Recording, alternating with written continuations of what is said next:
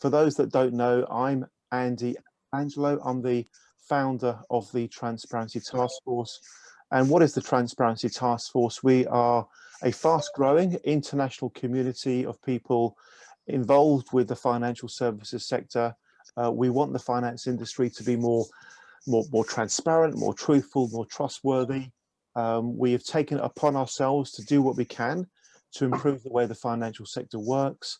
That means involving ourselves with the work of regulators and policymakers and politicians.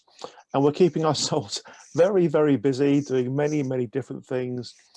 Some of what we do works, some of it doesn't, but we're always persistently chipping away at trying to make the world a better place, so to speak. So that's kind of what the Transparency Task Force is all about, if you're brand new to it. My topic, as you all know, is about hot topics in the financial planning and wealth management space.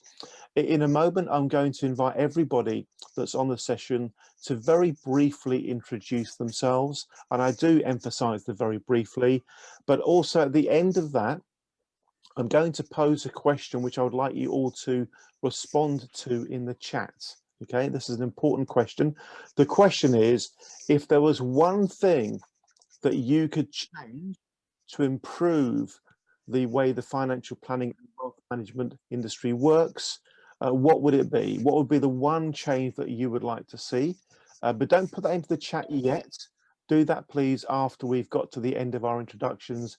That will give everybody time to ask themselves the question, if you had a magic wand and you could change one thing to improve the way the financial planning and wealth management sector works, what would it be? So get yourselves, everybody, please, let's all join in on this.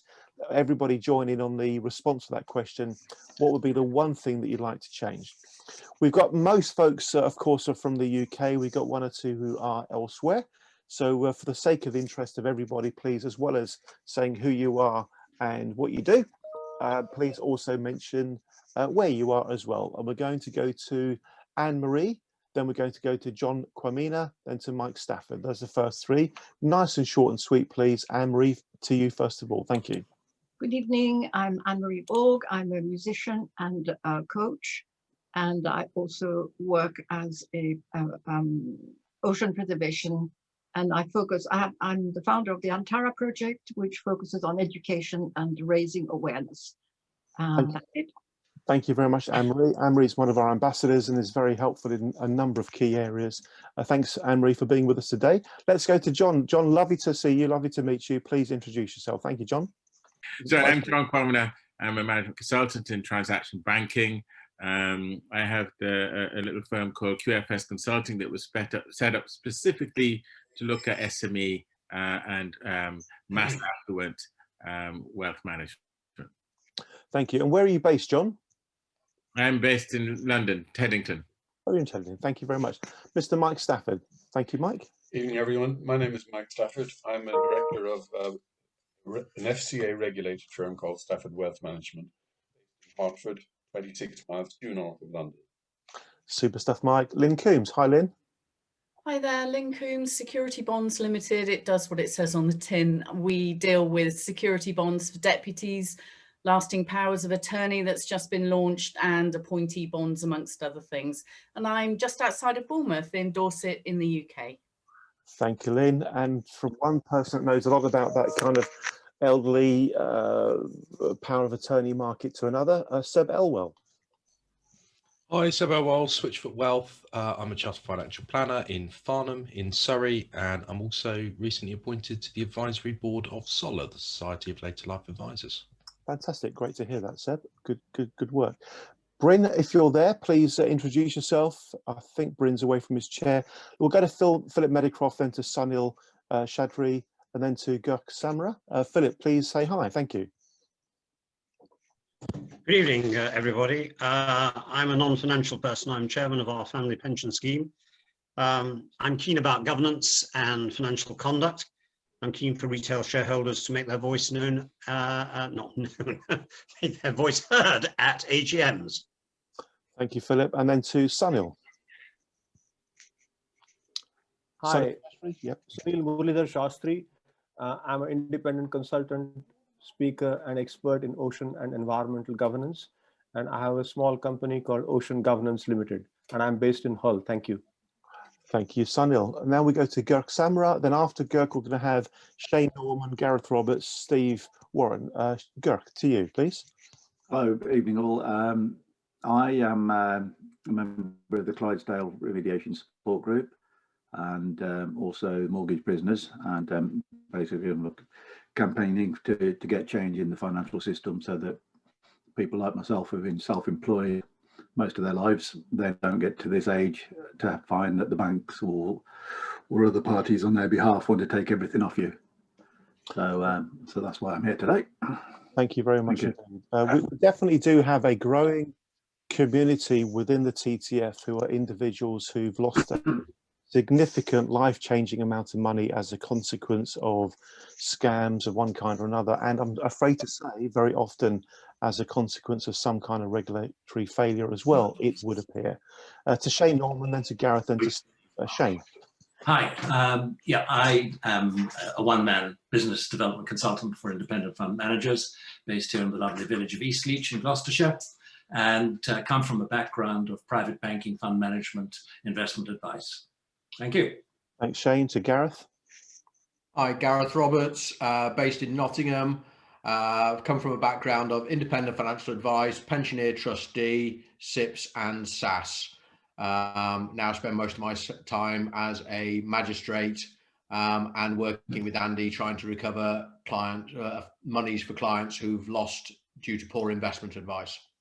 Thanks, Gareth. We go to Steve, then to Lawrence. Steve. Hi there, my name is Stephen Farrell. I own and run a financial planning business in Ipswich. I've done so since 1995. We've been transparent from the word go when we started out in 95. Thanks, Steve. And to Lawrence. Lawrence Wormold, based here in London and occasionally in Devon. I've got a long career in institutional risk management, including some investment banks, pension experience, and at the Bank of England and a couple of other central banks, and have a general interest in improving the ethics of finance. Thank you very much, Lawrence. I forgot to mention, folks, please don't hesitate to put your details into the chat. Apart from anything else, this could and should be a very good networking opportunity for you. So feel free to pop your LinkedIn details, etc., into the chat if you'd like to do that. Mr. Peter O'Donnell, then we'll go to Francisca, Martin White. Hi, Martin. Henry Tapper and Justin Walker. Peter. Hello, I'm Peter O'Donnell I'm a director of New South Law Solicitors. We specialise in investigating direct misfeasance of regulated companies in liquidation that resulted in pension investment scams. Thanks, Peter. I live next to Silverstone Racetrack. Oh, a pretty handy place to live. Francisca. Myself. Hello. Okay. Well, I live in Austria. I'm an English woman. I have got some background in computers and finance and things like that. And I joined Transparency Task Force because I was a victim of financial mis-selling. And I think there's a huge lack of transparency throughout the world. And funnily enough, I think Britain is one of the better countries, but it's still got a long way to go. Thanks, Francisca. Mr. Martin White, lovely to see you as always, Martin. Oh, hello. I'm an actuary. I started off in a little company called Save and Prosper, which I'm sure some of you will remember the name of. Then I went to work for a consulting actuary firm, Final Salary Pensions, and then I became the first actuary to be employed by Lloyd's of London, and I've been in that market ever since. But soon after joining Lloyd's, I got concerned about, let's call it, agent principal issues, and I helped to found the UK Shareholders Association. So a private passion of mine is to help Joe Public to know what they're doing with their finances, and also for the investment route to have a good impact on the companies in which they invest rather than a bad impact. Thank you, Martin. To Henry Tapper. Hi, yes, I'm Henry Tapper. I run a business called Age Wage. We're directly authorised by the FCA, not to give advice, but to give guidance. And my particular sphere of influence is in workplace pensions, primarily in helping people understand the value that they get for their money. Thank you very much, Henry. And now we go to Justin Walker. Well, good evening, everyone, and thank you very much for inviting me. My name, as I say, is Justin Walker. I'm from the Hardwick Alliance for Real Ecology. It's a new coordinating group to bring all sorts of people together to stand up to the new World Economic Forum's Great Reset and the New Chartist movement. And I came into all of this. I'm basically a campaigner. I'm not an economist. I am not a business manager. I've had an army career, stroke journalism, stroke all that sort of stuff. But essentially, I've been brought into this because a retiring director of the Bank of England, my uncle was a director of the Bank of England and went to the first Bilderberg, and I was groomed to be a useful idiot for the insiders. And as a result of this, I was told the big secret by a dying, shall we say, director of the Bank of England. He got his son to ring me shortly before his death. And he told me about the Bradbury Pound, what happened in 1914. And this is the big secret. They've deliberately airbrushed this out of basic history. And this is how the government can create debt-free, interest-free money that's based on the wealth and labor potential, creativity of the country, and that this is what this country desperately needs. And the exact quote from the dying the Bank of England director was, "In one fell swoop, you would have a solution to all of Britain's economic woes." So that's me. Thank you. Thank you, Justin. A couple of things. You brought a smile to the face of Steve Farrell, who's very much on side with the points you just set out. Alexander, could you organise for Justin and I to grab a bit of time together on the phone? It'd be interesting to find out more about Justin and his background. Thank you, Justin. To Mr. George Melman, all the way in the USA. George. We're going to go to Warren while George is sorting his mute out. Warren, we're going to go to Warren, then Adrian Holiday. Lovely to see you, Adrian. Then to Bryn, then Carlos, then Mark Ormston. Warren, to you. Thank you. My interest is as an academic in advising or investigating the particular investment advice process which occurred for a lot of people in a particular poor investment product. Thank you very much indeed, Warren. Warren's been doing some amazing work in Australia, standing up for a lot of people who've been scammed, lost a lot of money in a particularly atrocious way. Great to have you with us, Warren, and I particularly appreciate the fact that you got out of bed so early to be with us today, Warren. Thank you very much for that. I'm impressed once again. Mr. Adrian Holiday. Hi, Adrian. Hi, hello. My name is Adrian Holiday. I'm a freelancer. I have been writing about personal finance for about 20 years. In the last few years, I've been writing a fair bit about cryptocurrencies. Very interesting area. But I've joined tonight because I have been very frustrated by the lack of insights I'm getting from so many or a lack of people that I used to rely on for gossip and interest, and so that's why I'm here tonight. Thanks, Adrian. Well, I'm going to skip Carlos because Carlos is our first main speaker, so Carlos will introduce himself more fully in just a moment. But we're now going to go to Alan Salomon and Mark Ormston. And remember, folks, in probably 2 or 3 minutes, I'm going to be inviting you to put into the chat what you think would be the one thing that could significantly improve the workings of the financial planning and wealth management sector. So please do think of your response to that question. Alan Salomon, keep it brief for me, and then we'll go to Mark Ormston. Thank you. Thank you. Good evening, everybody. I didn't expect to be attending tonight, but I've managed to sort of finish something earlier. Great to be here. So I've been in pensions and investment industry, workplace pensions, that sort of thing for all my working career. I've done everything on most sides of the fence, sort of managed pension schemes, created DC business, and for the last 10 years I've been sort of a problem solver. Please feel free to look at my LinkedIn profile and connect if you'd like. I think these meetings are great, and Andy does a fantastic job, and everybody I know who speaks has got a great deal to say, and I'm pleased to be here tonight. Thank you. That's all from me. Thank you, Alan. Thank you very much for your kind comment. I don't know how good we are, but we definitely do try very, very hard. Mr. Mark Ormston. Yeah, Mark Ormston, Associate Director of Retirement Line And yeah, just looking forward to the session. Thanks, Andy. Super stuff. Jean-Christophe. So, well, I joined a bit by chance. I discovered TTF through a few posts on LinkedIn recently. And I'm a consultant specialized in risk management and compliance issues. My clients are the banking and financial sector. And I work with those clients in implementing best practices and devising all new regulations.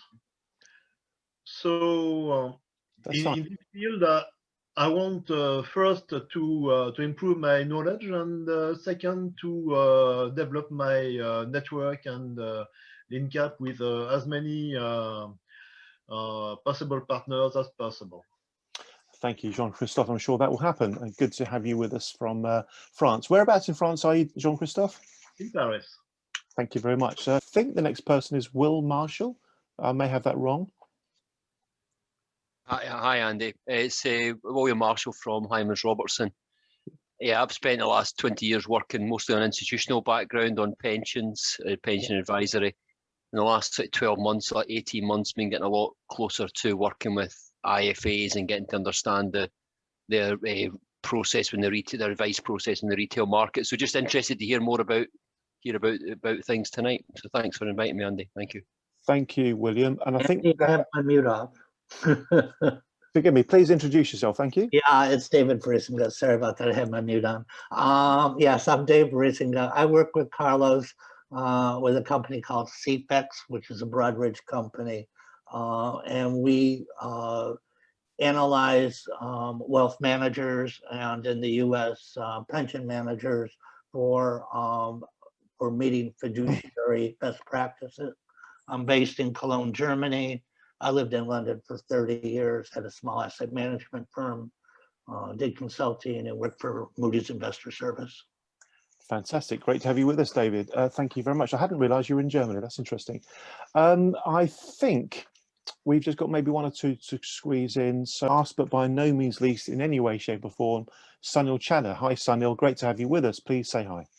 Hi, everyone. Yes, I'm on the call. I'm a TTF ambassador and a project director for Punter Southall Analytics, looking at stuff like closet trackers, etc. So this is of interest to me. Thank you very much indeed. Super stuff. Okay, I think pretty much everyone's had to go to say hi.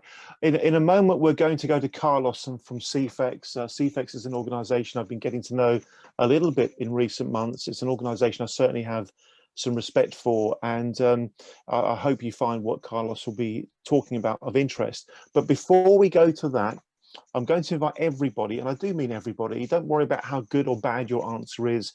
No such thing as good or bad. If there was one thing that you'd like to change within the financial planning and wealth management sector, ideally something that would contribute to better outcomes for consumers. It might be about helping them to get better returns, let's say, or it might be about helping to protect them better from scammers and crooks. Whatever it is, whatever's front of your mind, please do now put that into the chat and fire away. Hopefully we'll have quite a few contributions in there. I can see we've got a couple already, but there'll be more coming through.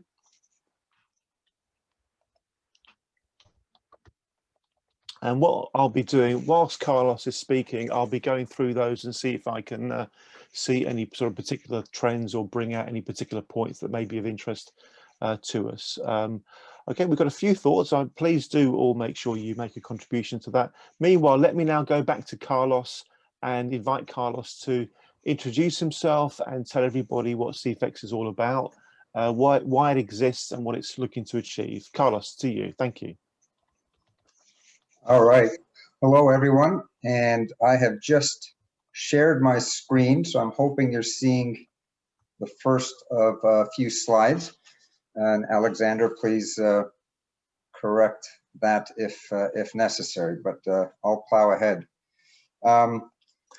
Listen. Carlos, let me just cut in there. If you can, please click your slides onto presenter mode so we can see the full version of the slide itself. But yes, we are seeing your slides, but just click on presentation mode for me. it'll help everybody to see the slides a bit more clearly. Okay, well, listen, after listening to all those introductions, I'm certainly honored to be part of this group. Fascinating group and fascinating ambition and interest by everyone. I'm going to give you a very short description of what CFEX is. Andy has asked me to keep it to about 10 minutes. I might have too many slides for that, and so you know, perhaps Alexander will just keep those on file for anyone who wants to see them. As mentioned by Dave, CFEX is a division of Broadridge, but a little bit about myself. I was a founding executive of CFEX back in 2006. CFEX is a short form for the Center for Fiduciary Excellence. And before doing that, I actually ran certification operations for an ISO registrar.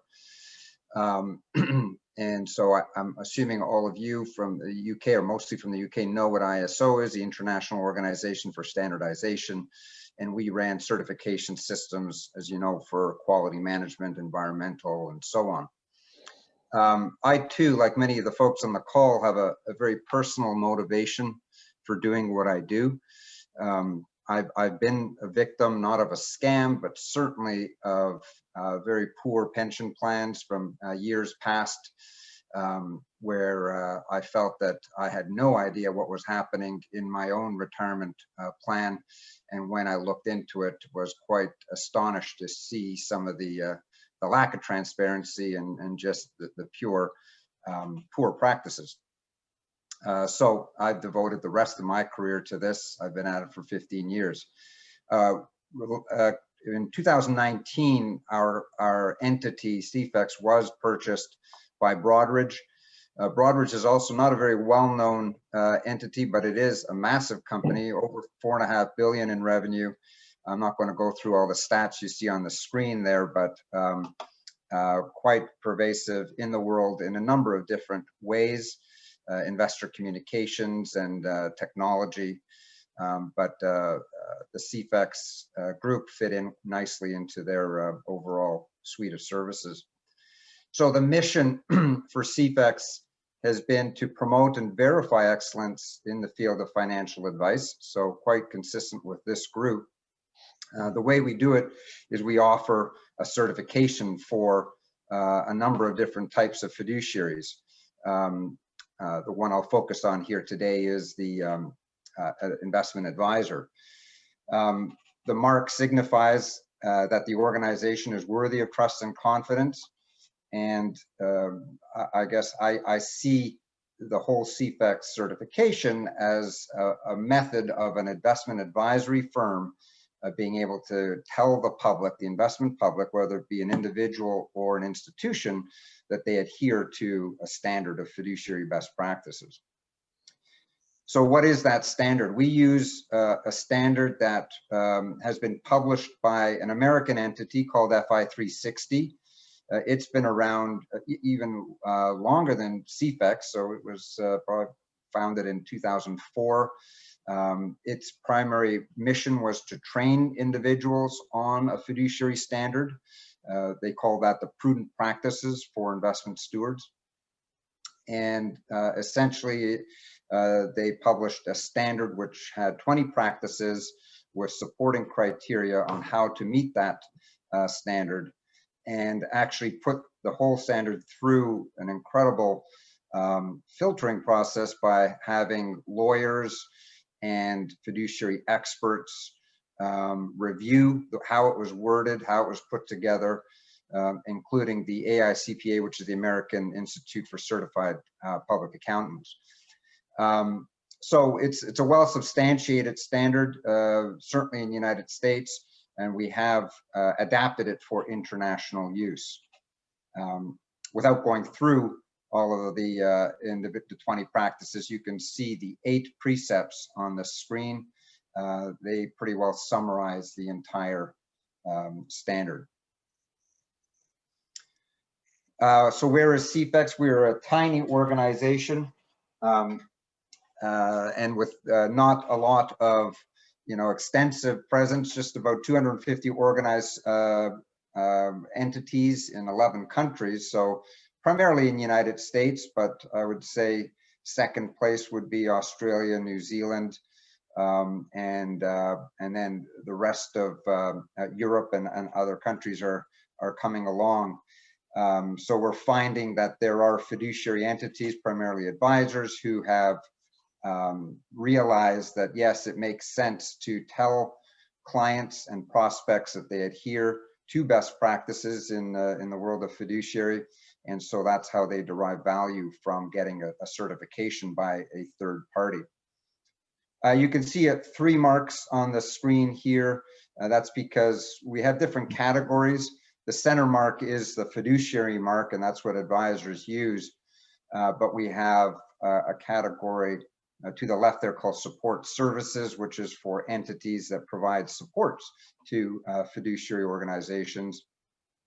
And on the right, we formed a certification for record keepers and TPAs, those are third-party administrators, and that's focused only in the United States, and that's with another association called ASPA. And no need to go into detail for that.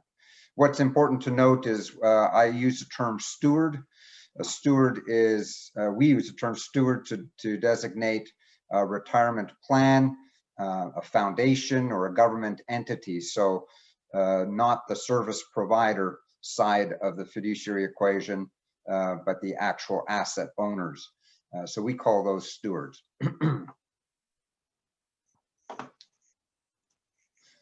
The process we use is an ISO process for performing assessments. Starts off with off-site data collection. Then there's an on-site visit where we interview the executive of the firm, collect the data, verify data, and then put together a report. The ISO process uses a couple of different kinds of findings, one being the opportunities for improvement and another being non-conformity, and they have different repercussions on the certification. The analyst who performs the assessment then presents the results to an independent committee that makes sure that the assessment was done impartially and the findings are impartial, and make sure it's consistent with all the other assessments that we do. And ultimately the certification decision is made there at the CRC, and ultimately the certificate is issued and it's provided to the public in the form of a public listing. The people often ask, well, what is it that you actually look at in the assessment? It is based on that standard I described, but the detailed data collection is pretty extensive. It's fairly rigorous.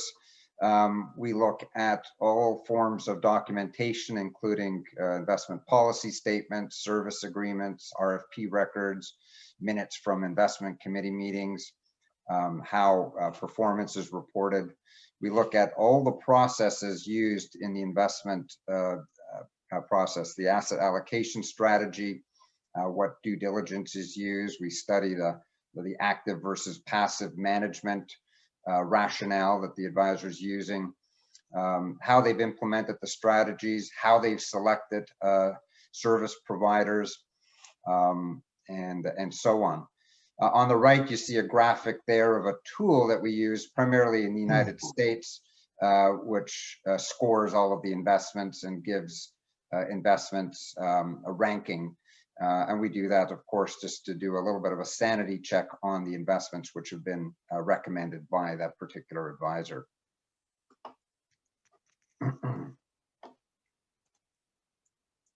This whole idea has not been invented by CFEX. I'm quite certain that many of you would know of other certification systems that exist throughout our economy.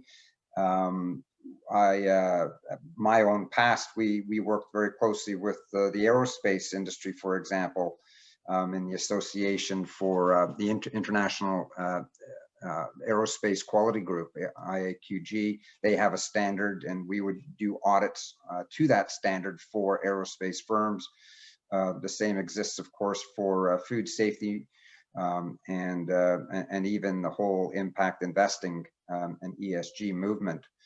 So the whole concept is certainly not a new concept, but we feel that in the world of fiduciary, investors, both institutional and retail, have needed something like this, very specific to the business of investing assets and the fiduciary role. You know, as I'm sure none of you have ever heard of CFEX, that's obviously the number one challenge we have, is how to increase awareness. And it happens slowly but surely. In the United States, we are seeing many institutional organizations actually requiring that an advisor be CFEX certified if they want to be considered for a tender. So that's happening more and more. On the retail side, the individual investor side, naturally, it's, you know, we're not advertising on television or anything like that at this point. This is still a very early stage brand, but we are seeing interesting signs like what you see on your screen here from fairly influential people in the United States, again, from the Consumer Federation of America, people like Barb Roper, who is in charge of one of their divisions there. She actually publicly states that, you know, one of the ways you can verify that your advisor is a good advisor is to see if they are certified by CFEX. So slowly but surely, the industry is starting to hear more about this whole program. People ask me, well, what kind of advisors are you getting to be certified?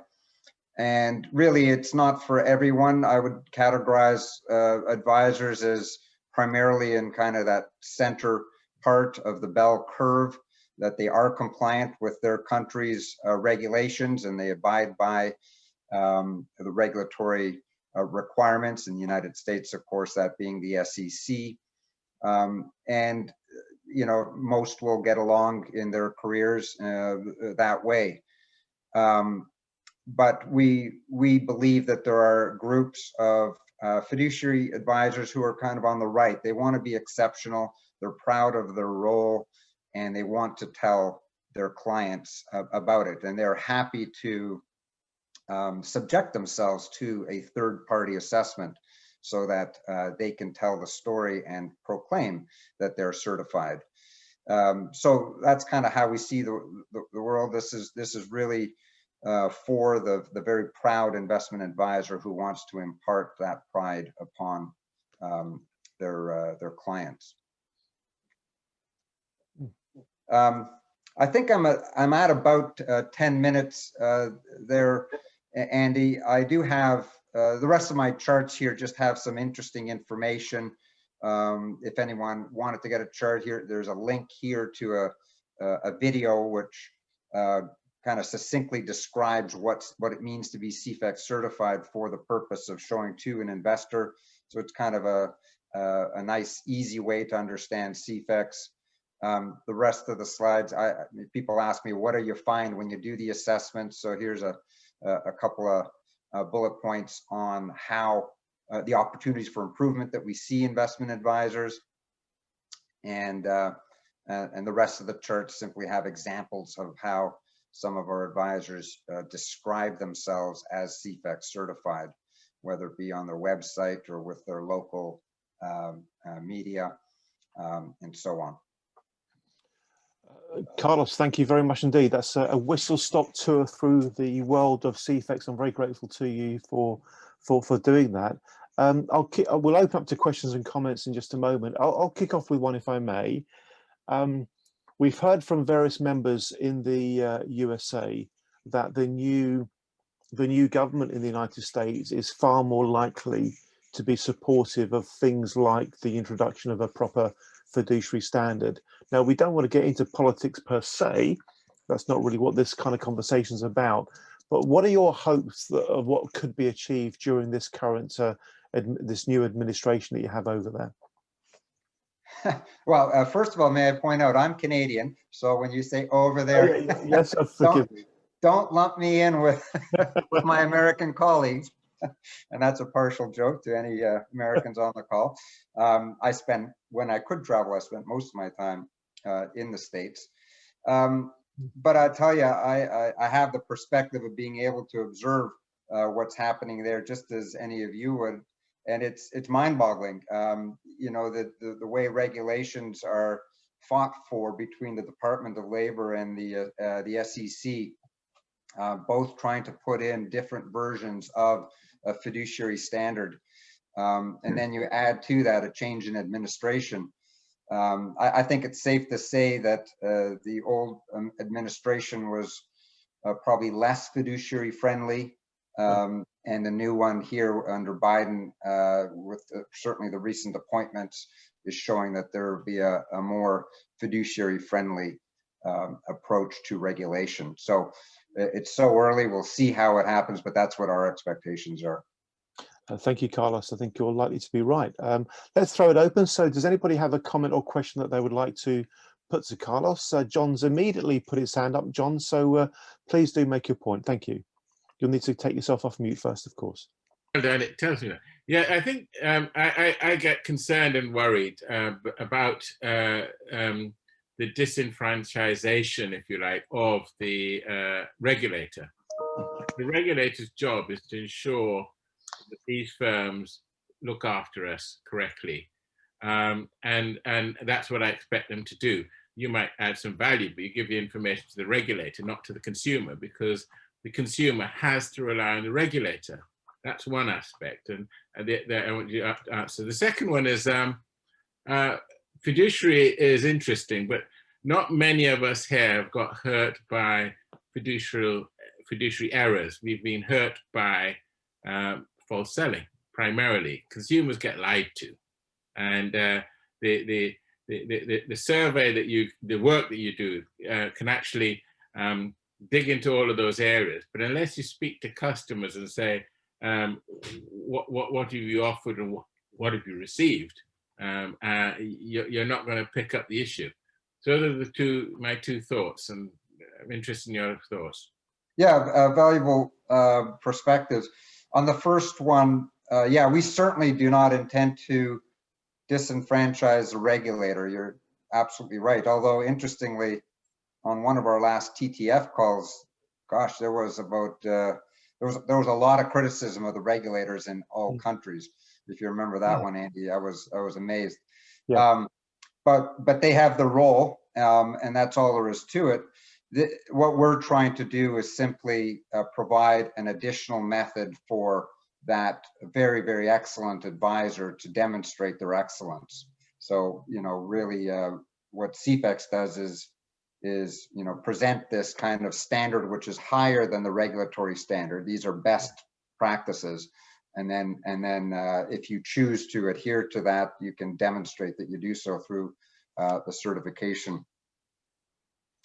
I didn't scribble down your second point. Your second point, give me one. What? The second point was was about the consumer. Talking to the consumers. Yeah, I mean, again, we have a very limited scope. We don't actually talk to the consumer. We are looking at the fiduciary process, and we believe that if you have good processes which are documented, you're not likely to be a scammer or to try to mislead or misinform consumers. So we watch for that. So our analysts kind of act as if they're auditing the firm on behalf of consumers. So our analysts are pretty good at looking at advisors, much better than a consumer could ever be at assessing an advisor. And so we ask those tough questions on behalf of the consumer. Thank you, John. Thank you, Carlos. I'm going to invite those of you who are practitioners to comment on what we have in the UK that's close to CFEX. I can see Steve Farrell's put his hand up. Steve, please make your point, but also come to my point, which is what is there in the UK that is the closest thing we've got in the UK to CFEX? Steve, go for it. Thank you. We've been running processes that are aligned with what CFEX are doing since 2000, something like that. We've not been third party audited because there isn't an outfit over to do it. But if you tend to the right, I say right, the proper people that you should do in this business, you will pick up that trend of what you need to do to be good at what you do, and have a resilient process which is tries to stop errors happening and then pick them up if and when they do. So and obviously behave as a fiduciary. What actually Carlos is really making the point is that the actual FCA in the UK is redundant. We have got a stack of little bits of campaigners like Which Magazine, the various trade associations, all sorts of people that provide private regulation much better than the official regulation ever does. Much better. Carlos's processes are just unheard of by the FCA. They've got no clue about this sort of stuff, and then, so really, it's proving my point that regulationism is a redundant thing.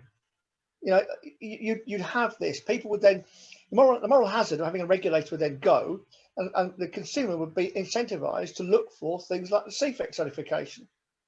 And the moment they look at FCA, and the FCA, as we've already agreed so far, has failed, what are they going to do? Yeah. Thank you.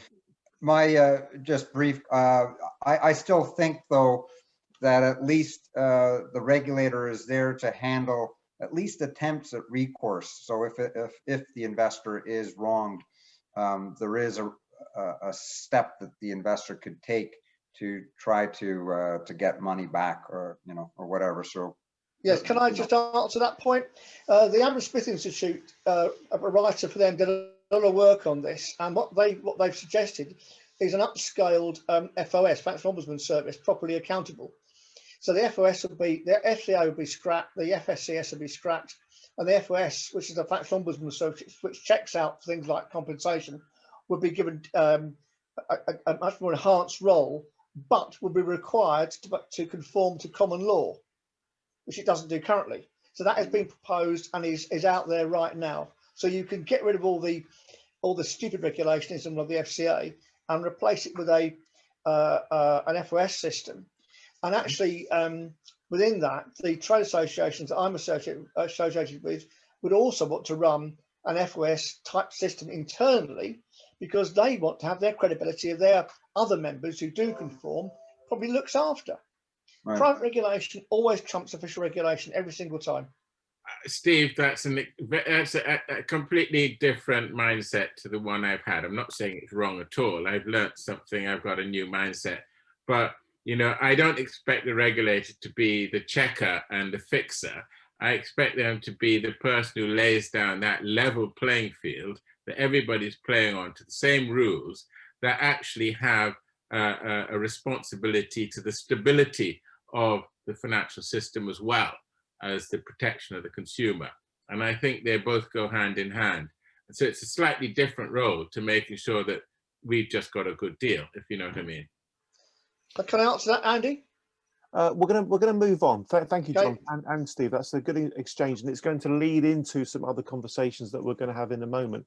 But I'm keen to understand what people's thoughts are about what is it in the UK that's close to or similar to these to the sort of CFEX third-party assessed model.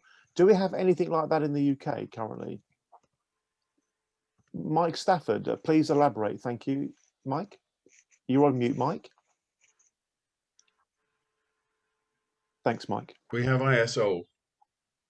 Tell us more. Tell us more. I'm very keen to understand more about how highly credible financial planners and wealth managers are allowing themselves to be scrutinized by a third party to evidence their capability, competence, etc. Tell us more, Mike.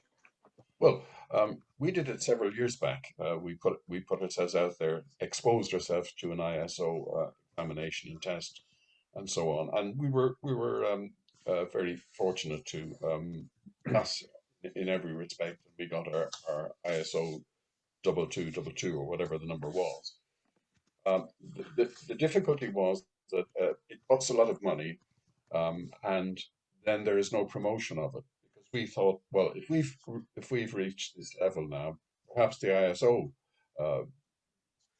Standard Institute would actually promote this in some way, public, just to get some sort of standard. But no, there was nothing. And then the renewals come around, and we said, well, there's no point in us renewing this because it's not actually doing what it's meant to do, i.e., convince the public that here's a standard. All very well introducing a standard and asking people to meet it, but if you're not going to do anything with it thereafter, it's of no value. Very interesting indeed. Thank you, Mike. And I noticed that Helen McGregor put a comment in the chat about chartered financial planner. Can anybody tell me, I genuinely do not know, becoming a chartered financial planner, I know is all about evidencing competence through exams and that kind of thing. But to become a chartered financial planner, do you have some third party come in and scrutinize the way that you run your practice and all those sorts of issues? Does anybody know that one way or another? Okay, interesting. Henry Tabb has got his hand up. Let's go to Henry. Thank you, Henry. We can't see you, by the way, Henry, but go for it. Hi, yes, I'll put my video on. Thank you. Bad signal. Yeah, the PwC Tesco's initiative is worth mentioning. Ruston Smith has been looking to create a benchmark, if you like, for large employers to buy in financial advice for their staff. And he's landed on a service provided by PwC, which is, I think, organized by Steve Soper, who used to be the pension regulator for defined benefit pension schemes. Right. So it's got good provenance. Unfortunately, it's very expensive. So beyond the means of individuals. But if you're buying on behalf of 220,000 employees, as Tesco are, it's a good enough way of going about it. Interesting, very interesting indeed. Thank you very much. We'll go to Seb and then we'll go to Francisca. Seb, thank you. Yeah, so the SOLAR accreditation involves submitting things like policies on how you look after vulnerable clients and demonstrating those sorts of skills. So it covers off at least an aspect of it, and that's recertified periodically, but not a sort of an all-encompassing across the business. Although in practice, that's what my compliance regulators do for me. So I belong to a network and they audit me every year and they sign off all of my processes, procedures, and they're very stringent, but then I choose to work with a very stringent bunch. Network, I understand. Thank you very much. Francisca, we're going to go briefly to Francisca. Thank you, Francisca. You might be on mute, Francisca. Trying to unmute myself. Yeah, sorry. I'm going to say this is a different industry, but Ofsted does an excellent job with schools because it reviews, you get inspectors looking at how the teachers perform, and you get, you know, it's something that I think is very unique. I don't know whether many other countries do something as similar as that. They don't do it in Austria. It's where some inspector actually reviews how a teacher does the teaching and sees what the pupils think. I know it's a different industry, but it is very much a great way of somebody else trying to check how they're doing it. Thank you very much. We're going to move on now from Carlos's session, but let's of course please show our appreciation to Carlos for preparing and presenting his slides and his thoughts. Thank you very much indeed, Carlos. Thank you. Thank you, thank you, thank you, thank you, thank you. Super stuff. And Alexander, could you please organise a conversation for myself, Carlos, and his colleague David as well? Because I'd be keen to see what their plans are for the UK, and maybe there's something we can do to help raise awareness of the CFEX option over here. Okay, thank you all very much indeed for putting your thoughts into the chat about ideas to improve. There's lots in there, and I'm going to draw a few themes out. There's definitely one theme which is about the regulatory environment, frankly. I'm going to invite Helen McGregor to briefly elaborate on her point about the need for more proactive regulation, and then also Girk to comment on his comments about FCA needing to really look after the consumer's interests, and then Gareth Roberts to talk about his comments about needing true enforcement and true accountability. So Helen, if you could please take yourself off mute and just elaborate on what you put in the chat, then we'll go to Girk and then we'll go to Gareth. Thank you. Helen, to you. I'm assuming Helen's still with us. Oh, Helen's having some IT issues. Let's go straight to Girk. Thank you. Hello. Yeah, I've been looking through various sectors of the FCA rulebook. Right. When I've been going through trying to find out what these people are doing wrong and how they're getting away with it and everything. And you've got all these wonderful rules that are very encompassing of all the different categories and involvements that you think these people might have. And then you'll find that in a completely different section of the book, there's a get out of jail card. And this applies on so many of these sections. So basically the book has been written to do the job, and then people have gone in and added amendments that basically get the financial companies off the hook. Right. For instance, banking activities that are regulated, such as taking deposits, running current accounts, okay, they're all covered in that. But then you'll go to a different section and that'll say excluding business overdrafts. Right. So you go through the whole of the guide, and it says that all of these activities are regulated and therefore they need to be a regulated body. But then there's an option there where, and this, basically what happens is the banks sell off what they call their business debt, non-performing loans, etc. They've converted everybody's loans into overdrafts, which have then ended, and then they sell them onto vulture funds. So then and they're not selling them as a debt, they're selling the facilities. So they're selling your overdraft facility letter off. And there's various reasons why they do that as well. It's all to do with avoiding taxes and things. But you then get taken to court by a vulture fund, which is saying that, you know, based on our assignment of these facilities, we're prosecuting, you know, we're taking this person's properties off them, etc. And as I say, so you have a look at it and you think, well, hang on a minute, these people are exercising the rights of the lender on a regulated activity. So that should be against the FCA rules. And sure enough, when you read it, it all is. And then, as I say, then in a completely different section, it'll say that these rules all apply, except if it's a business overdraft. Thank you. And that's an addendum, you know, it's something that's been added on at the end. So basically just to allow vulture funds to carry on raping and pillaging businesses in the UK. Thank you, Girk. I understand the point you're making. You're talking about the uneven, inconsistent regulatory landscape, but people sometimes talk about regulatory arbitrage. We'll go to Gareth Roberts. Thanks, Girk. We'll go to Gareth Roberts, and if Helen's okay to speak, we'll go back to Helen McGregor. Gareth, you've made a comment in the chat about we need true enforcement and true accountability. Please tell us why you think that would be an important improvement on what we have right now.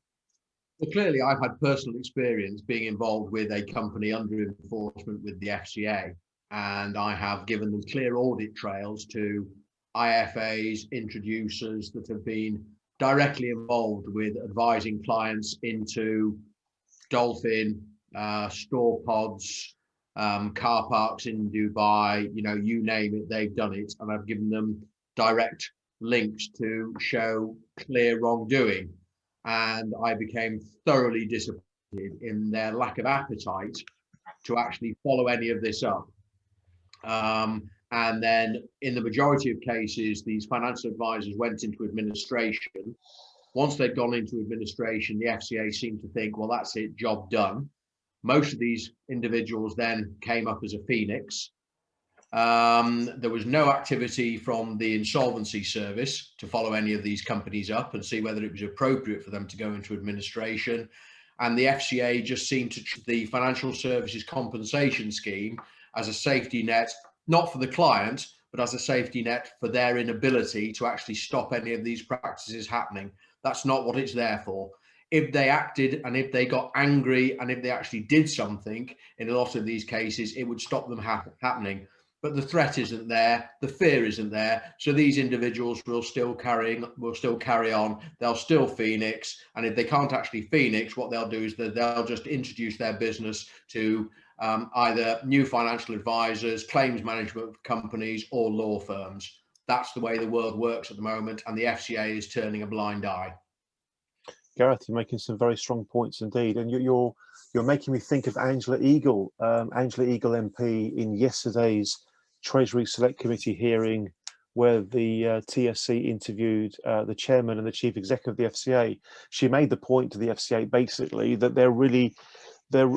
if somebody who is dodgy looks at the risk reward equation for whether to become or not become a scammer, at the moment there's very low risk and lots of rewards. So effectively, because of a lack of enforcement, because of a lack of accountability, it's almost like an advertisement for more and more people to get involved in that way. I personally... Well, Andy, if you see the success and the wealth of the people behind London Capital and Finance, particularly the marketing people and the people who drove it, and the lack of activity and the lack of any action against any of those individuals, most of whom we could name from this group here, not as in they're in this group, but between us, we could actually name those individuals. Some of them are really high profile. Some of them have been on Dragon's Den, you know, and nobody has the appetite to pursue them. There's £250 million worth of clients' money missing, and no one will end up in prison. Right.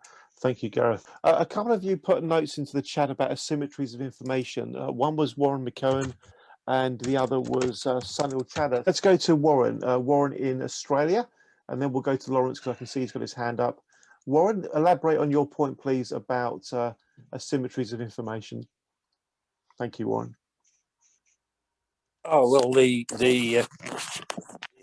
experience that I've been dealing with is that a lot of the people who lost money with for the advice they were given really just did not really understand the risk and reward issues.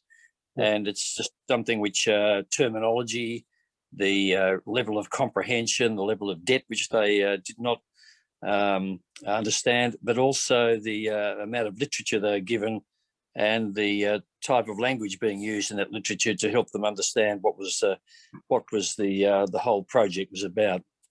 So it's a matter of regulations on one side, but it's also a matter of the literacy understanding on the matter of on the behalf of the client. So that's an area which, how do you raise that is another question. Yeah, it's a big topic. Thank you very much, Warren. We're going to go to Lawrence, and after that, I'm going to invite Peter O'Donnell to elaborate on his comment about the need to be able to criminalise IFAs that get clients to transfer into unregulated products. And related to that point as well, we're going to go to Seb, who has a view on expanding the regulatory perimeter. But first of all, let's go to Lawrence. Lawrence, thank you. Yeah, I think there's a danger here of really getting too keen on believing that the regulator can solve your problem.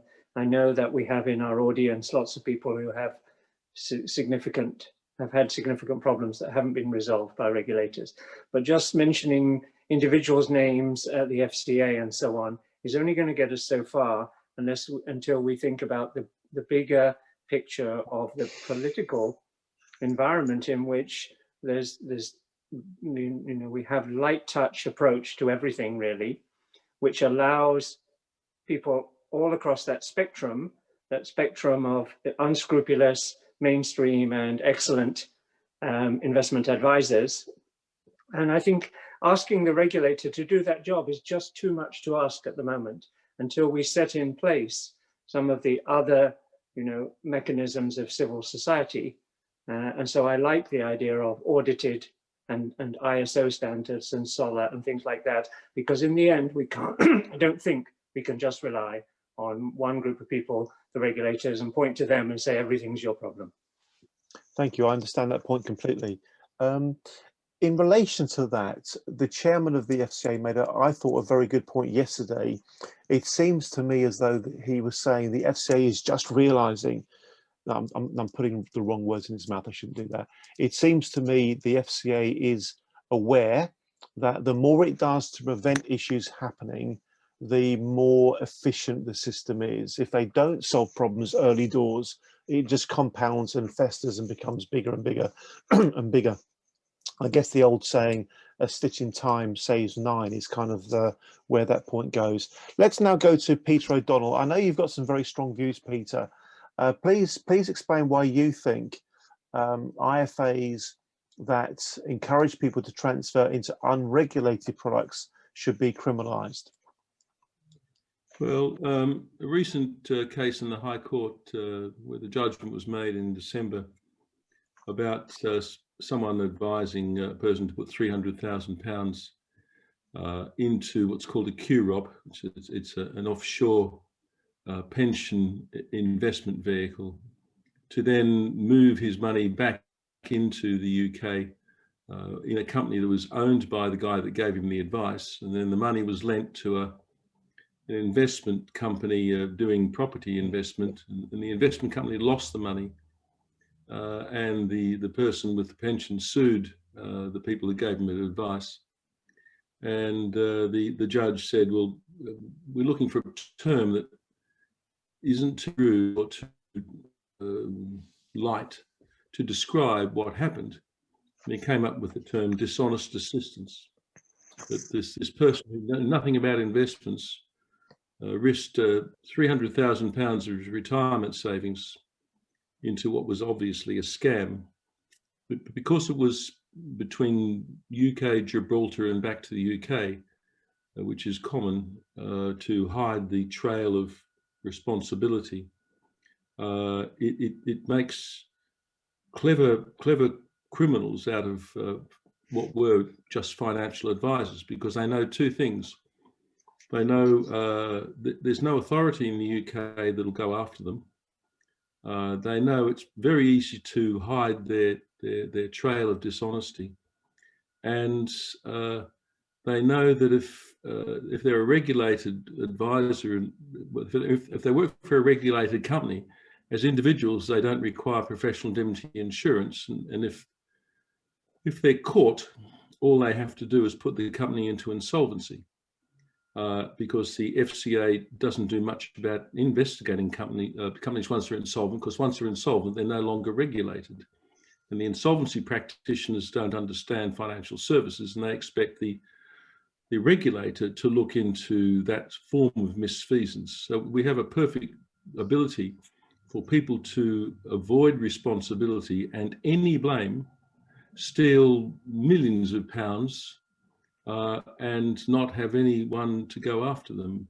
But in reality, it is a criminal act. And if you talk to Carlos Panksepp, he will tell you about wire fraud in the United States. That if you not as a regulated person, if you give advice to a person about putting money into something that you know isn't what it's meant to be, you can go to prison for up to 20 years, and it's a federal crime. It's not a state crime. Is that right, Carlos? Wire fraud. So we don't have anything of the equivalent. So if an IFA says this is a great investment, I'll move your pension into it. Is that okay? Sure.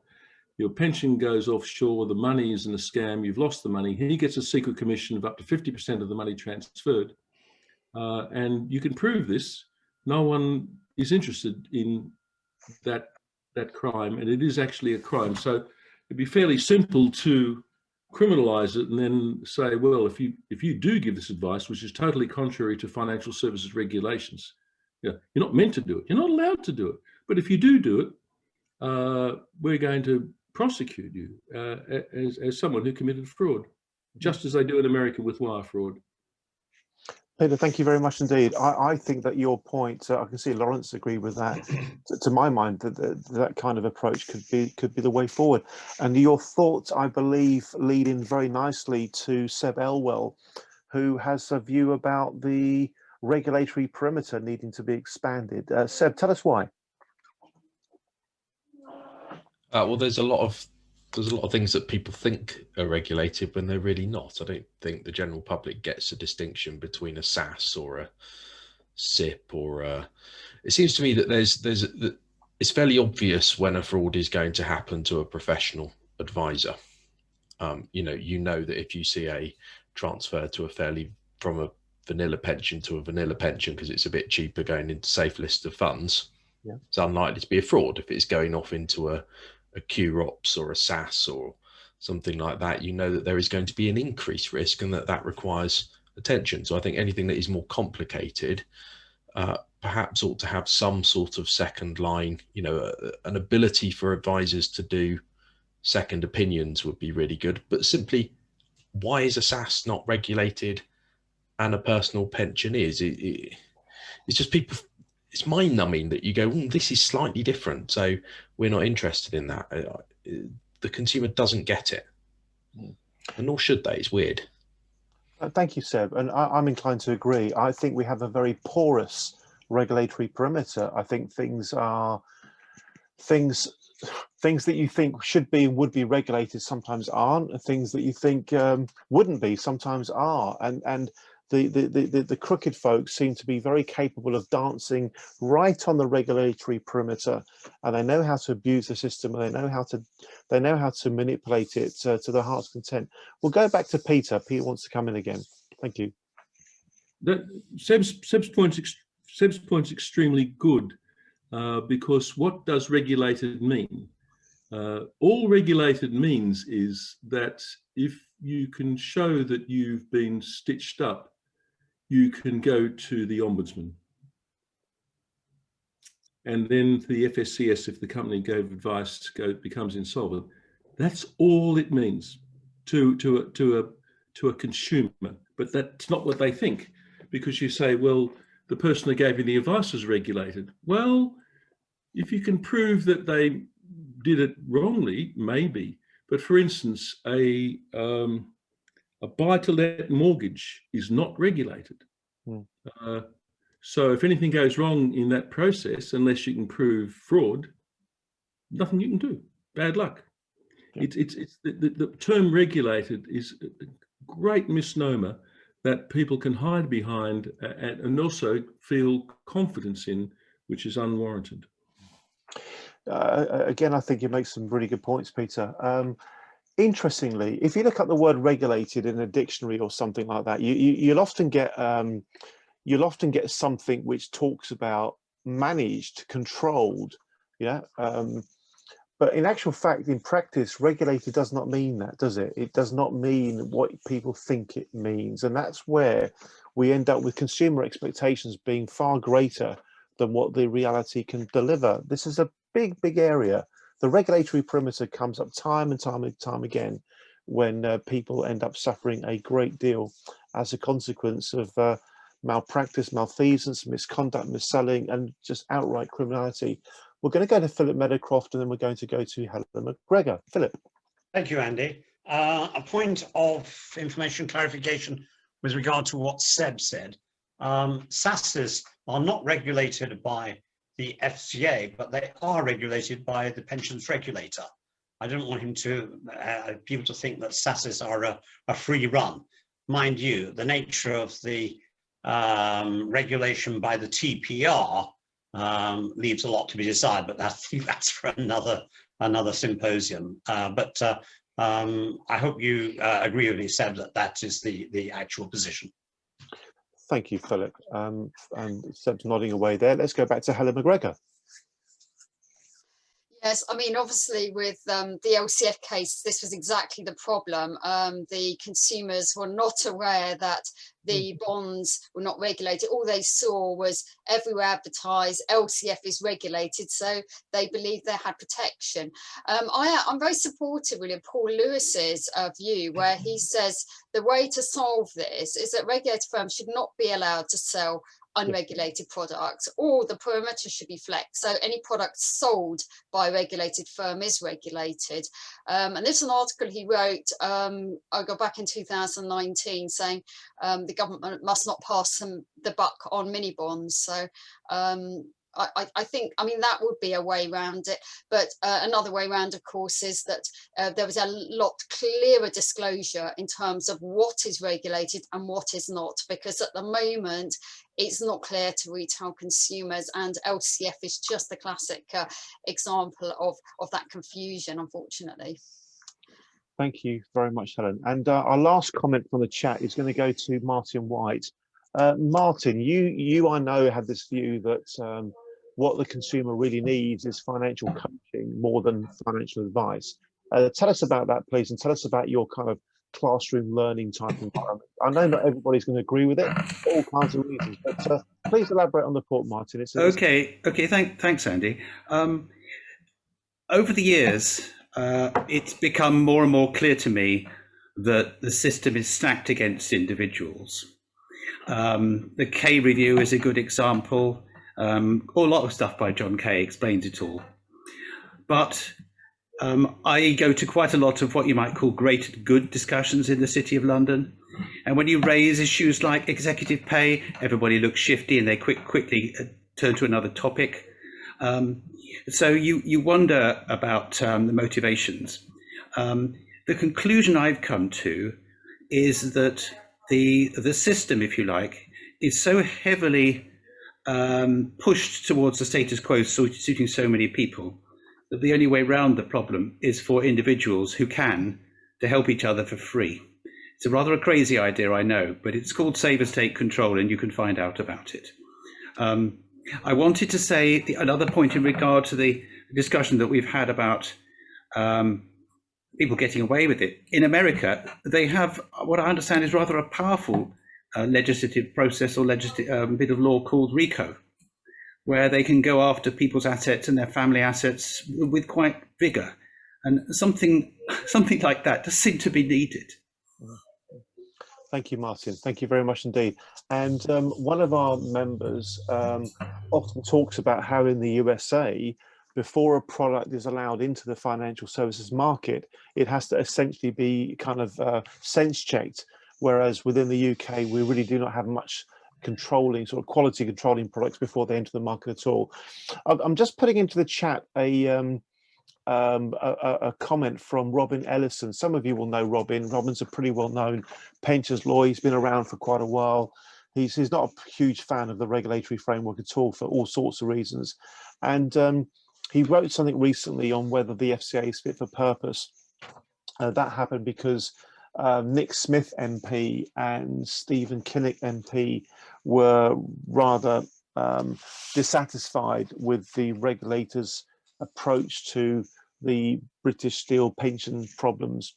And he makes a point, as you can read, I've put it into the chat, he makes a point that the FCA announced that the compensation fund next year will need to exceed £1 billion. That's a huge amount. And for those that don't know, that is the industry levy that's being paid for by regulated entities. Does this show the system is working or not working? So Robert Peel said in 1829, the test of police efficiency is the absence of crime and disorder, not the visible evidence of police action in dealing with them. Interesting food for thought there. So thank you all very much indeed for your participation in that discussion. We're now going to go to Mike Stafford. Mike's been a member of TTF for a while now, and he always, very, very generally, he always really impresses me with his kind of calm and ethical approach to doing business. Mike Stafford, please spend some time with us, 10 minutes plus some time for Q&A. Over to you, please, Mike. Thank you. Thanks, Andy. Well, as everyone will have seen from the original brief that Andy sent me, it was to address the problems in financial planning and wealth arenas. I think we're all familiar with the problems in the regulated wealth side: poor regulations, scams, opaque fee structures, fraud, mis-selling, etc. I want to look at the other side, the other element that Andy mentioned, financial planning. That doesn't have problems that we've been talking about tonight. It has a different problem, which will become obvious as I go through this. So what is financial planning? We practice it. People will be familiar with business plans. Anyone who's run a business or owned a business will know what a business plan is. Projections of expected performance over a given period. It's very common. Now, a personal financial plan is very similar, not for 5 or 10 years, or the whole of your expected lifetime. This is the essence of personal financial planning. It is a plan for your lifetime. So, if you're projecting anything over an extended period of time, you need to be very realistic about the assumptions used, and you need to review it regularly. That is the secret of a successful financial plan. Now, because it is usually provided by firms in the wealth management arena, there's a tendency with the general public to lump it all in together. As you've seen tonight, it's bundled together, financial planning and wealth management. And that's one of the problems that we as practitioners have. It's a mistake, but there's a reason for it, and that'll become obvious as we go along. Maybe you'll give me some feedback on how we could address this. So if I describe how the financial planning service works, that may give us a clue. New clients come to us because they have an issue, financial issue to address, not a planning issue. Nobody ever approaches us for a financial plan. So we discuss with them their issue, and then we raise the prospect of how a financial plan could possibly help. We show them an example of a financial plan, a real plan with the name changed. The usual response is normally something along the lines of, wow, I didn't know you could do something like that. Now, people who have worked with business plans grasp the idea fairly quickly. Others are often skeptical. So we show them how the forecasting element of the plan is built up using assumptions that they have agreed to. In fact, assumptions that they have put forward themselves. And then they begin to relax into it, begin to realize exactly what it is. We explain that the plan works best with people who know what they want to do in life and when they want to do it. Now, this can often be a bit of a stumbling block because people are not often asked in stark terms what it is you want to do and by when. So it often takes more than one meeting for the client to buy into the concept that the plan can actually deliver for them.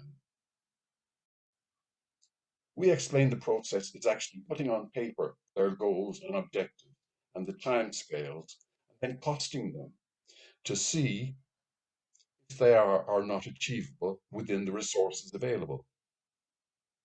If they are, we set about building the plan details. If they are not achievable, using the assumptions we've used in the draft, we then have to discuss what needs to happen for the client to get there. If the amended assumptions are not realistic, we have to tell the client this. So the basic data that we put together is formed of 4 separate analyses. The first one is the client's net worth. So we take all their assets and all the liabilities, take one away from the other, and you're left with their net worth. That's the first pillar of the plan. The second one is an analysis of their income, all sources, salaries, business, dividends, whatever. That's thrown into the pot. And, of course, we look at the tax regime that applies to each element of that income. These are all essential elements of the plan. We then look at their expenditure, all of their personal expenditure, both personal, household, with their car, everything, all of the expenditure goes in. And then, when we have all of that, we create this cash flow forecast, which initially shows them how the future will look if nothing happens, nothing changes, and we do nothing for you. This is how the future, according to your own figures, look for you. We then start adding in the cost of the various objectives that they have set for themselves. See, does it work or it doesn't? So tidying up things to make them more tax efficient will be undertaken as part of the implementation of the goals and objectives. That's the number crunching part of it. But the discussions that take place would tease out what it is that should be done and in what order and in what over what time scale. Minor changes can be implemented immediately. Major ones often take longer, often several years. For example, if a client's objective required him to earn a great deal more money than he's currently earning, it may mean, if he's a businessman, how does he extract more income from his business? Does he increase his prices? Does he take on a different product range? What does he do? He'll know the answers. We'll just point him in the direction of what needs to happen to get more money. If he's a employed person, it may mean going for a new job. Anything that's required to generate what's needed to go into its financial plan. So that's the element of it. So in the first year, the plan may have undertaken minor changes, but the steps will be in place for the future. And one of the essential elements of the service is the ongoing nature of the plan. The plan is a living thing. It needs to be reviewed and updated at least once per year. Changes, for example, in the rates of inflation, in clients' health, his job prospects, all of these things affect the plan, and they will have an effect on the projected results. The plan is a once-off exercise, would be a useless waste of money. And we tell clients that if they're not prepared to stick with the plan, don't bother even starting it. You're just throwing away your money. We're very fortunate most of our clients appreciate this. They see that as things change, their belief in the plan increases. As each review, they're usually a step ahead of us as to what needs changing, because they're living it on a daily basis.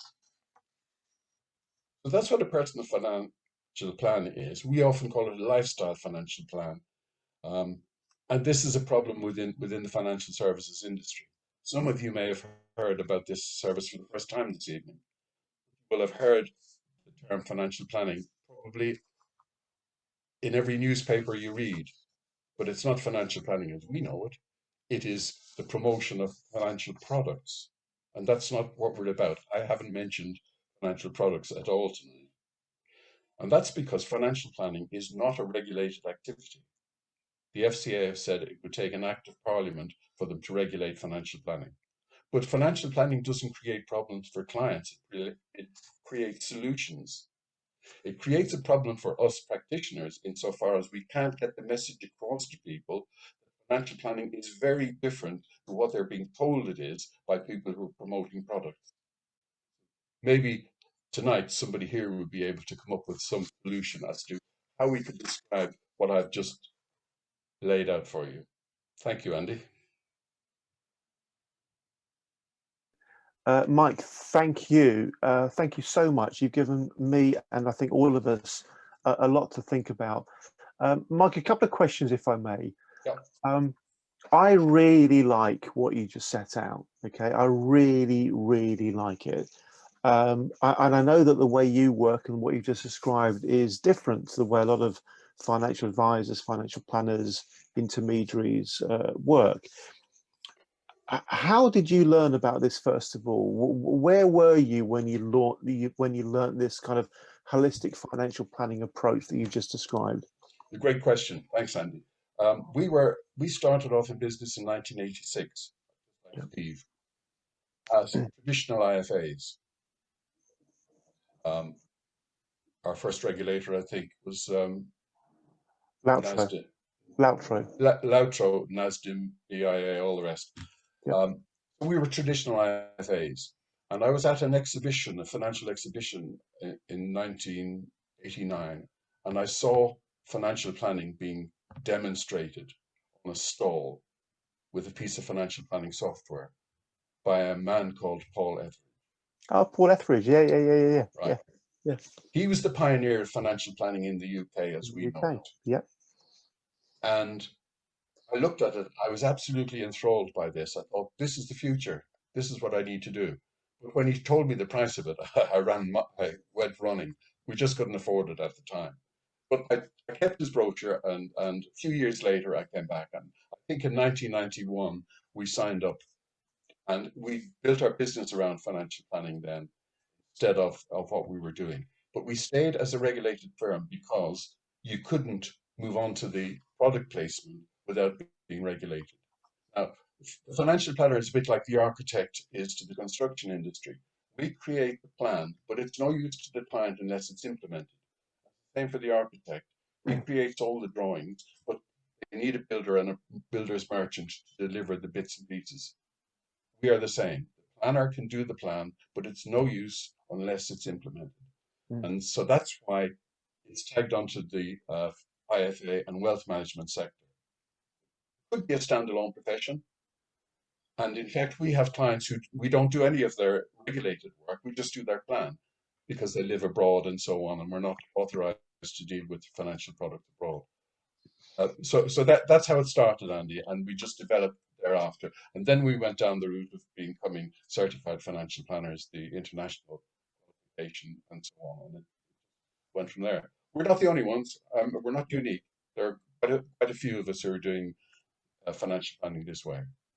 Thank you, Mike. And I can really, on a personal level, I can really relate to what you're saying. I joined financial services as a trainee, self-employed, commission-only financial advisor on August the 18th, 1986.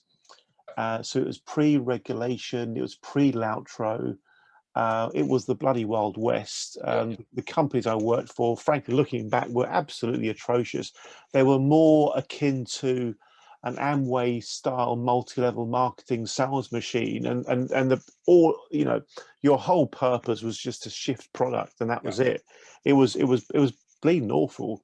Yeah. And I worked for a couple of organizations like that. By the way, I always just about managed to keep my own nose clean, and I used to run some pretty good sales teams that didn't get client complaints, and we actually built our work business through referrals and all the old school way.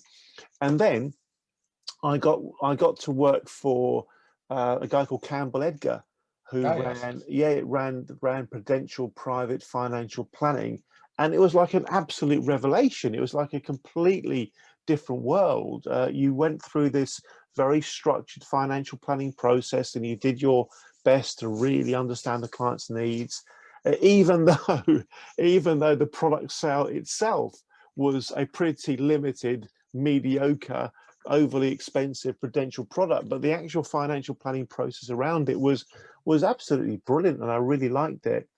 And I think you're right, Mike. I think the great British public, the typical person in the UK, has never experienced quality, holistic financial planning. And if they did, they would say it was completely different to what they've been experiencing in before. And you know what? One of the biggest frustrations I've got is this, and I am a bit biased, and I guess that's going to come through. I think our regulatory framework over the years, since the 80s, has tended to be quite clunky, quite inefficient, quite inelegant. Net result, you end up with a very expensive regulatory burden, which means giving financial advice is a very expensive process. We end up with half the country unable to get any advice from anybody because they perceive it to be too expensive. And we've actually created a bigger problem than the problem we were trying to solve in the first place. Mike, what would you say to that? Well, I agree totally. And that's one of the reasons why we have split our operation into two companies, the regulated company and the non-regulated company. With the non-regulated company, we don't have to provide levies, we don't have to pay the FCA, we don't have to pay anybody, and therefore we can keep our fees down. But financial planning is affordable by everybody, and everybody can benefit from it. The problem is that once you go down the wealth side of it, we are lumbered, as every regulated person here will tell you, we have to write checks for thousands of pounds every year to compensate people who have been ripped off. And that makes our regulated service very, very expensive. And it's only the wealthy who can afford it. Yeah.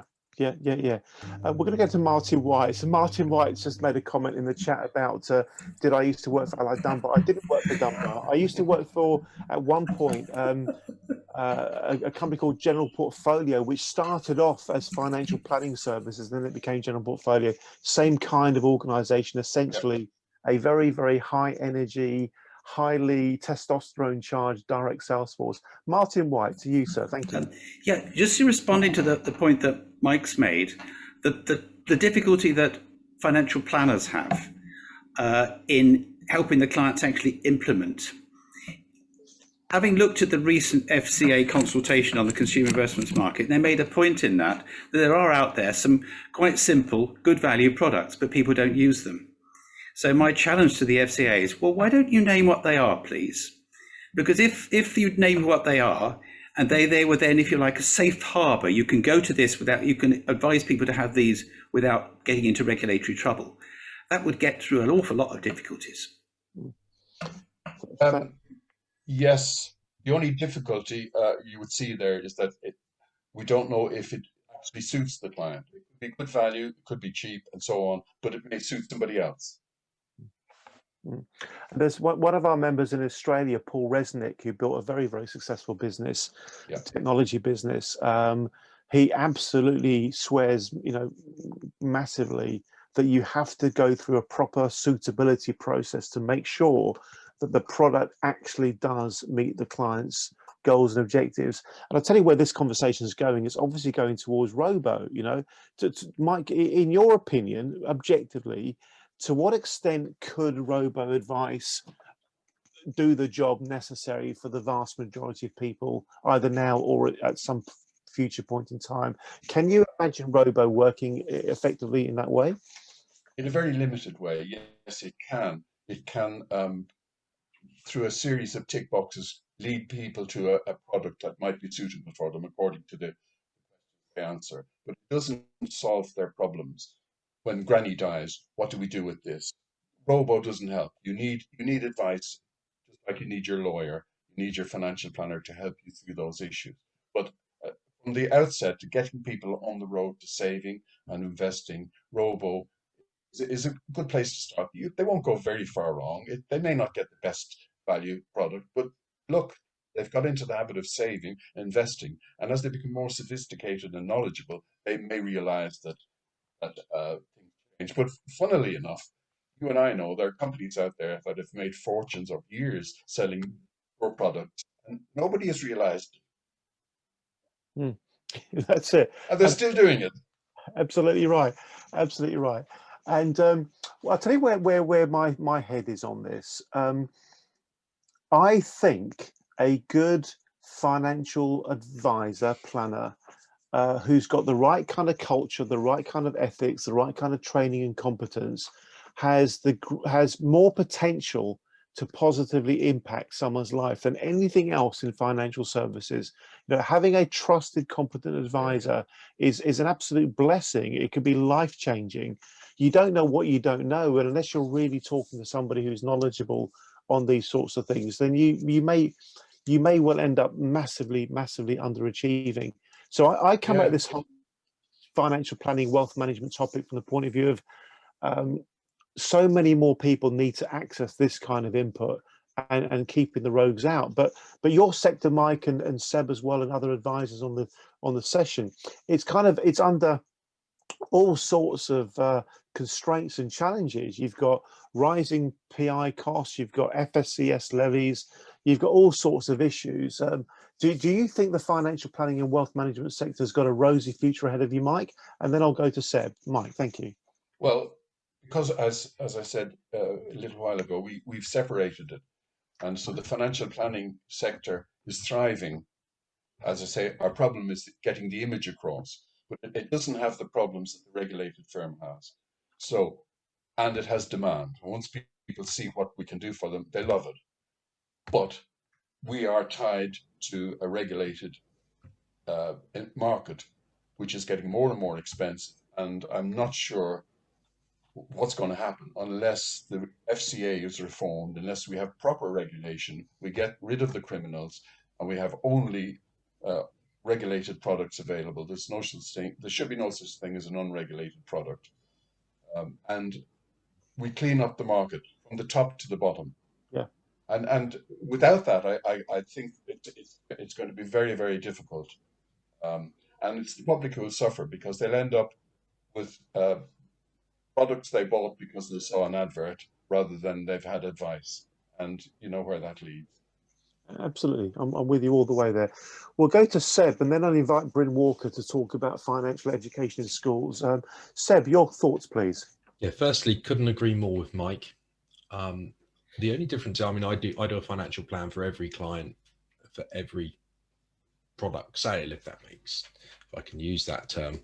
But I don't separate out the financial planning from the regulated business, because actually one of the advantages of the financial plan, as far as I'm concerned as a business owner, is that it massively de-risks the compliance element of the business. And what I mean by that is, if we risk rated files as green, amber or red, a red file, you're probably a rogue. You know, there's bad stuff's happening. But a lot of files will come back as amber because whilst you've probably got to the right answer, it's unclear how you got there. The financial plan is the ultimate way of demonstrating exactly what the client needs, because you've said exactly what they want, and you then make the product subservient to meeting that client need, and you document that incredibly efficiently. So an efficient financial planning process means that you demonstrate accurately the journey from what the client's trying to achieve to the product that you end up as. And so you end up getting just green files all the time because you've just documented that very, very neatly. Thank you, Seb. We'll go to Mike. That reduced then the costs of your PI insurance and all the rest of it, because they look at your files, go, yeah, no problem. Thank you, Seb. We'll jump back to Mike and then we'll go to Bryn. Mike. Yeah, I agree totally, Seb. We actually do that. And in fact, for our review meetings, we have 2 pages of the agenda, the financial plan first, and then the regulated side. But the client doesn't see the join. They know that there's a regulated element and an unregulated element, but they are joined together insofar as they are coordinated. And in fact, one of the ways we make sure they're coordinated is that in our projections, where we're projecting on the growth of a financial product, we use the FCA's projection rates, not just any old figure out of the sky. So the financial plan has to coordinate with the regulated elements. But you're dead right. Thank you, Mike. And I'm going to make a link between what you were talking about right now and whatever Bryn's about to say in terms of financial education. Mike, could you conceive running, if you like, classroom sessions, sort of night school type classroom sessions for groups of individuals who have an interest in being financially planned, where you're handling it almost like a teacher classroom type scenario? Could you conceive doing something like that? Oh, absolutely. In fact, we did many years ago. We did. We used to do occasional presentations to sixth formers and explaining to them some of the basic things like what's on a wage slip. And it's surprising that the kids would say, "What are all these deductions for?" You know, when we explained income tax, national insurance, and so on. And it was an eye opener for them because they're not getting this basic personal financial planning in schools. So it should be on the curriculum. But yes, I take your point. It's something that everybody could benefit from. Yeah. Even adults will admit that they're not great on these issues, and I'm sure these classes would be very useful to many people. I'm inclined to agree, and this speaks to an idea that ought to really get to the surface sooner or later. We know there are parts of government, for example, the Work and Pensions Select Committee, that are very keen for the money advice service, the government's money advice service, to be kind of scaled up, so more and more people get independent, impartial, objective guidance, and maybe a classroom type format could be the way to go there. Bryn Walker, please tell us what you're thinking when it comes to education at school. Yeah, well, I mean, it relates back to the previous point. I mean, if adults are going to a class and are confused about deductions on a pay slip, I just think it all goes back earlier. You know, the lack of the realization of the need for financial advice is possibly because we talk in a strange language that people are scared of and don't really understand. And in my view, I'm 50 and I've been around this world for 30 years. I think a lot of people are scared of money, and they're scared to admit it. But there's a complete lack of understanding about money generally. I think if we grab the kids younger, and there are massive ways we can do that these days with technology. A decent level of financial education in their 5th year, I just think would open their eyes to the potential of taking further financial planning. You know, just demystify the whole topic. I just think it's ridiculous that it's not actually part of a curriculum when they find so much time for things that are actually far less critical to living a healthy life, because wealth and money have a massive impact on people's mental health. And I just think it should be raised up the agenda somehow. I don't have the answer how, but that was about it, really. Brilliant. Thank you for your point. It ties in very nicely to what's been discussed. Let's show our appreciation to Mike for a very insightful session. Mike, thank you very much indeed. Thank you very, very much indeed. We've got a couple of folks who I think were lined up for kind of just a minute rounds. I think Henry Tapper may have jumped off. So let's go straight to Steve Farrell. Steve, I think you wanted a minute to share some thoughts on something. So fire away, Steve. Thank you. Yeah, I was just going to say, Mike, that's what we do, Mike. We've been doing it for years. Started in the time I was year 86, figured out it was all about financial planning. I used a piece of paper and a ruler and a pencil for many times and a calculator next to the Y button. You know, you can do it that way. You don't have to be complicated stuff. I saw Paul Etheridge as well in the early 90s and realised it was expensive and didn't go for it. You're absolutely right. It is the way to go forward. The trick is, how do you still service what I call long tail of clients? You know, we can pick up the high net worth people, the people who can afford the fees for financial planning. But what about the long tail? All those people that can't afford to have a financial plan built, but really need one. How are we going to get hold of them? That's what exercises me. Yeah, we've done educational things like you as well. We've done all those sort of things with students and stuff. That's all you can do, really. Just what I'd say that. Thank you very much indeed. Thank you for sharing those thoughts. Okay, we're going to open things right up now. So does anybody have anything that they're keen to share and say to the rest of the group? We're going to go to Francisca, who's put a hand up straight away, and then we'll go to anybody else that would like to say something. Francisca, thank you. I think so much of what has been said, you know, resonates beautifully with me. I think it should be a topic in schools. In Austria, funnily enough, they do budgeting, household budgets and things like that in school. I think in some ways they seem to offer things that they don't in English schools. But I think children should be learning about budgeting, taxes, and how to manage their own money at a very early age in a school environment. Thank you very much, Francisca. Okie dokie. Anybody else have a comment they'd like to say? Mr. Justin Walker, thank you. Please share your thoughts. Thank you. Hello. Well, I'm basically trying to expose the central banking system. So if you like, we're going up to the strategic level, the macro level. And I've been appalled by the levels of ignorance about money creation and money supply, especially amongst our MPs. I have approached probably a dozen MPs and asked them a simple question. Can you tell me anything about the Bank for International Settlements? Reply, nothing. They couldn't tell me a damn thing. Everywhere you look, we have appalling ignorance amongst our elected servants and bureaucrats about the actual peak, if you will, the money tree. How is money created and by whom? So it's not just at the classroom level and ordinary children who don't understand money, it's also our decision makers. And I've just dropped a message in the chat box now. We've mentioned the Treasury Select Committee and Angela Eagle and stuff. They will not come back to me, and I've made a request to say, go public on what happened in August 1914 when the Bradbury pound was used to save the nation from imminent collapse. Now, with what's happening with the COVID problems and everything else, we are facing another financial Armageddon. It could be stopped immediately by embracing the fiscal policy of M0 at 100%. otherwise known as the Bradbury Pound, or we call it the sovereign national credit. I'm afraid to say, and I've been listening tonight very carefully, the whole of the financial services industry, the City of London, everything is built on a house of sand. It's built on sand.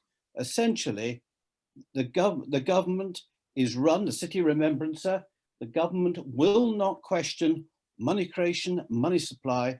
They will not look at the fundamental reasons why we have financial problems in this country. We don't have enough money. Why? Because we are allowing criminals to create a money system run by criminals for criminals. And we are all the victims of it, and we've got to start addressing the macro issues quickly. Thank you. Thank you, Justin. I know there is at least one or two people on this call who would identify very strongly with what you've just set out. Could I arrange this? Alexandra, could you please connect Stephen Farrell with Justin? I think they may be on a similar wavelength in terms of a few matters. And as it happens, Stephen Farrell and I were talking earlier today about an event we're probably going to run in July, which is all about the, if you like, the history of money and the history of economics, and some of the sorts of issues that have just been raised. Thanks, Alexandra. That's very good. Does anybody else have anything else they'd like to say before we bring proceedings to a close? I think we're all good apart from Adrian Holiday and then Martin White. Adrian, lovely to hear your thoughts, please. Adrian, go for it. Hi. As a personal finance writer, I think one of the most things I'm most concerned about is the lack of security or lack of job security, lack of financial security for people to be able to plan medium-term, long-term, even short-term, and obviously it's been exacerbated hugely by COVID. But with so many people on short-term contracts or zero-hours contracts, there's a huge wash of the population out there who are just not being talked about or talked to in the right language. Thank you. And what Adrian, do you think could be the ultimate worst case scenario as a consequence of that? Well, as someone made a point earlier, I mean, good financial planning.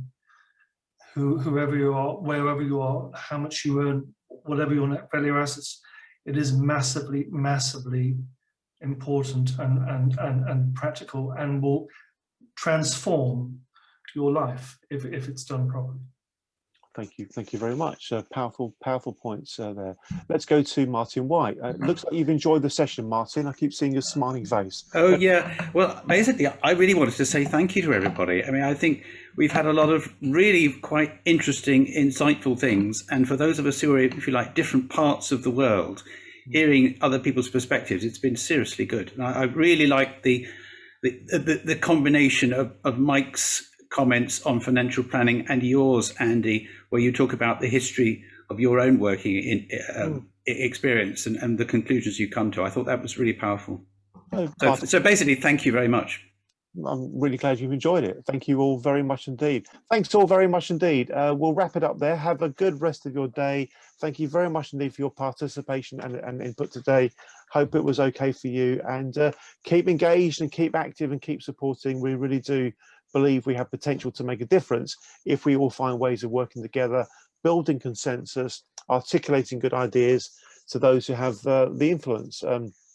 As I think all of you know, the TTF is more than just a talking shop. We really are doing what we can to drive change. It's all about bringing together the thinking of those of us who have a sense of passion and purpose for the change that we want to see, and connecting it with those that we characterize as having the power and the position to make change possible. So on that hopefully quite positive note, we'll wrap it up there. Thank you all very much indeed.